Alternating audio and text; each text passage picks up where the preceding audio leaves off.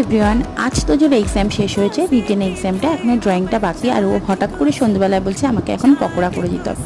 তো চিন্তা ভাবনা করে দেখো আলুটাকে গ্রেট করে নিয়েছি, একটা পেঁয়াজ কুচি দিয়েছি, অল্প গোলমরিচ গুঁড়ো, একটু বেসন, একটু ভাজা মশলা দিয়ে নিয়েছি, একটু সামান্য চিনি, একটু লবণ, হলুদ দিয়ে এটাকে ভালো করে মেখে নেব। সম্পূর্ণটাই ভালো করে মেখে নেব। কি আর করব বলো, ছেলে বায়না করেছে, ওকে তো কিছু দিতেই হবে করে, সন্ধ্যেবেলার জন্য এটাই করে দিলাম। আর দেখো একটু আমার কাছে চিজ ছিল, সেই চিজটাকেও গ্রেট করে এর মধ্যে দিয়ে দিয়েছি।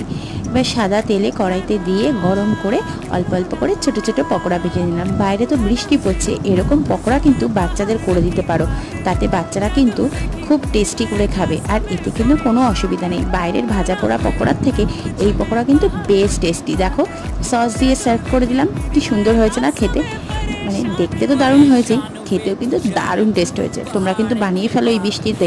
তো চলো আজকের